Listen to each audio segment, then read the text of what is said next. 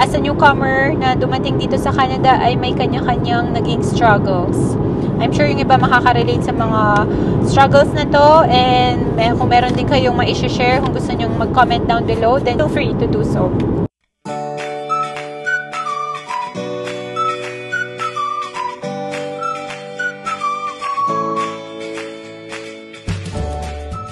Good morning, guys!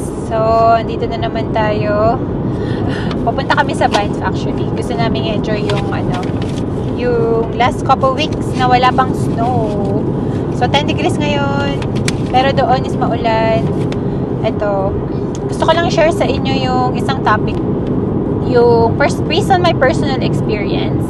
Kanya-kanya naman tayo ng experience, pero ito ay base lang sa aking na experience nung bago ako dito. So lahat naman tayo as a newcomer na dumating dito sa Canada ay may kanya-kanyang naging struggles.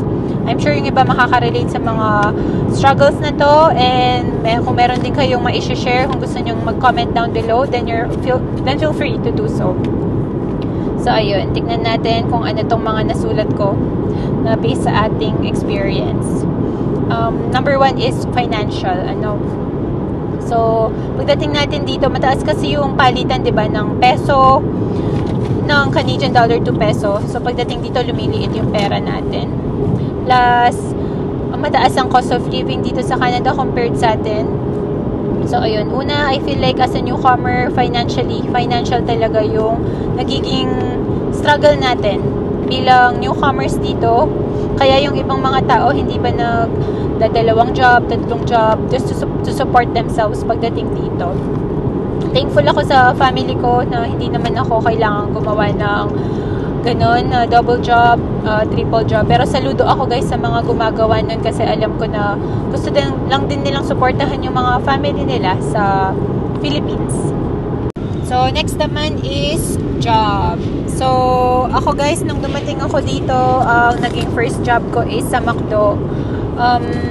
It took me a month. So, sa dami-dami ng mga na-applyan ko, McDo ang first tumawag talaga sa akin, and ginrab ko agad yung opportunity sa sobrang hirap maghanap ng trabaho. So yung mga ginawa ko doon is nag-french fry section ako, cashier ako, nag-drive-thru ako, tapos nag-mop din ako ng floors. Yun yung mga ginawa ko dati sa McDo.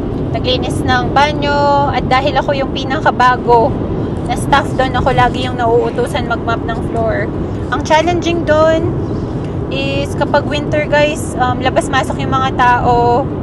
Syempre, naka-boots, sobrang slushy, and syempre for safety, lagi ka dapat mag-mop ng floor kasi baka may madulas. So, ako lagi yun, naglilinis ng mga, yung iba kasing tao dito, guys, hindi inaalis yung mga pinagkainan. May mga tao pa rin na ganun. Kahit mga ibang lahi, ginagawa rin yun. So, yun. Tagakuha ng mga pagkain doon, taga-alis ng basura, tatapon ng basura sa labas, kahit winter.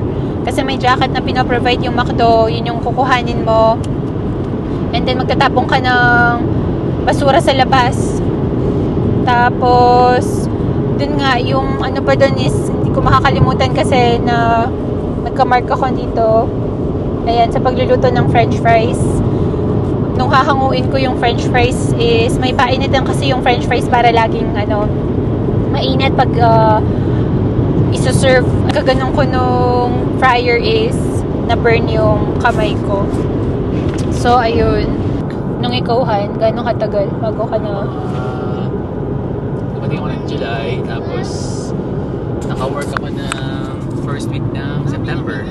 So, mga 1.5 siguro. 1.5, ayun. Anong first work mo dito? Sa warehouse.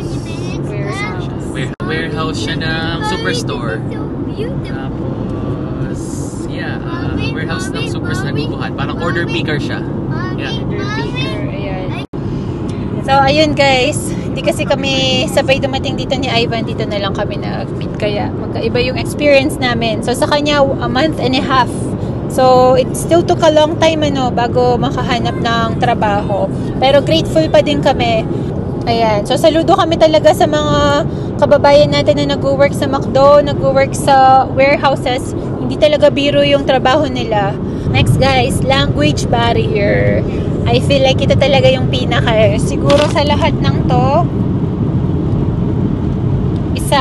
isa yung language barrier. May iba pa akong nasulat pero language barrier kasi hindi naman natin ginagamit for everyday talking yung English, 'di ba? Hindi naman natin siya, though tinuturuan tayo sa school ng English pero sa pag-uwi ng bahay, kausap yung mga friends, hindi naman natin kinakausap in English. So yun.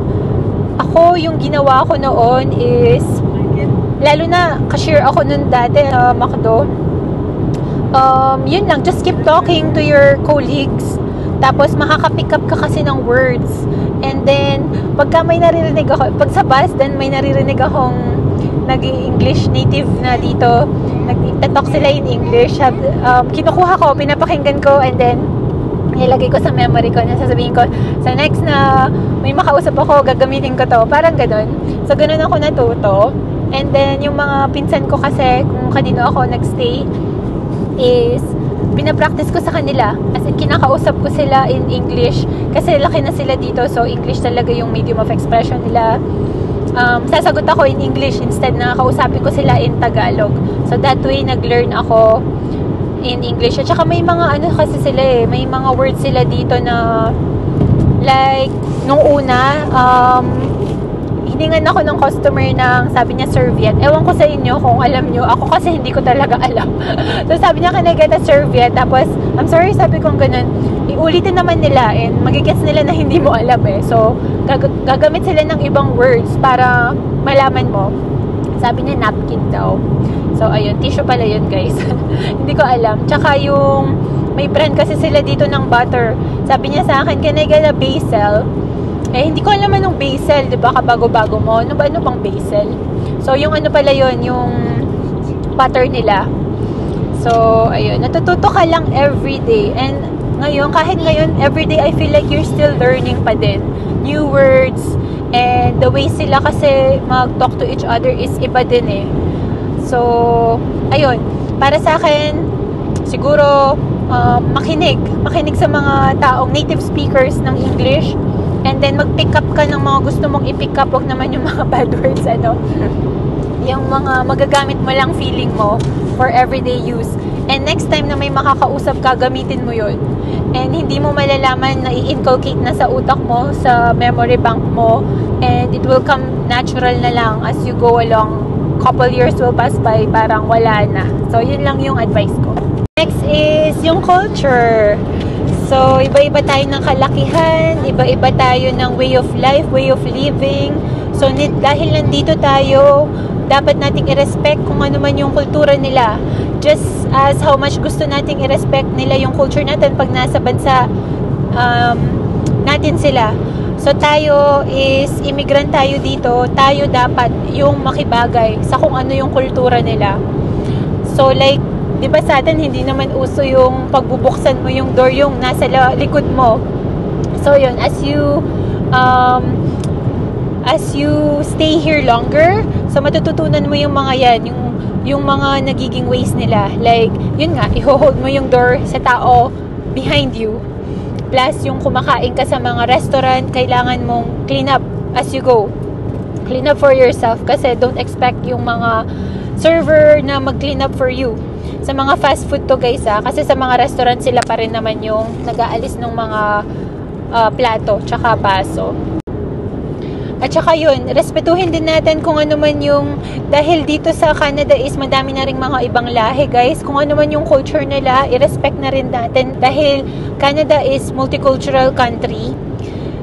So, ayan, may lahi kasi dito na kapag kinakausap sila is rude kapag titignan siya straight in the eye. So, yun, yung mga ganung bagay is malalaman mo na lang as you go along sa buhay natin dito sa Canada. So, respect lang. Respect is the key. Respect sa culture ng may culture and makibagay din. I-pick up natin yung tama and i-drop natin yung hindi. Next, guys, is yung weather. So, dumating ako dito guys, September, and naku, lamig na lamig talaga ako. So, isa pa yun sa feeling ko is, masasanay ka na lang Actually, hindi ko alam. Parang hindi pala masasanay. Kasi kahit na sobrang tagal mo na dito, yung lamig, mag-a-adapt lang. Pero, ewan ko, masasanay. Konti. Siguro parang medyo maano ka sa lamig. Minsan yung dati, nung bagong dating ka na sobrang lamig, ngayon hindi na. Hindi na sobrang lamig para sa'yo. So, ayun. Dumating ako September and sobrang lamig na ako doon. Pero, couple years have passed, parang yung malamig sa'yo dati, hindi na sobrang lamig ngayon. So, as years go by, mag-a-adapt ka din dun sa weather. Kasi sa atin, di ba, ano lang, summer lang, and rainy season. Eh, dito may 4 seasons sila. Summer, fall, winter, at saka spring. So, we just have to be dressed up for the weather. Pag summer nila dito, talagang sobrang init. Humid. Pero, sa atin, iba rin yung summer sa atin eh. Ano ba? Humid ba yung summer sa atin? Hindi, no? Iba yung summer sa atin, tsaka iba yung summer dito eh. Mako-compare nyo din. And then, ayun. Last on my list is homesickness. So, ang hirap talagang kalaban ng homesickness, lalo na kapag mag-isa. It makes a difference kapag pumunta kayo dito sa family kasi may support system ka, may kasama ka, may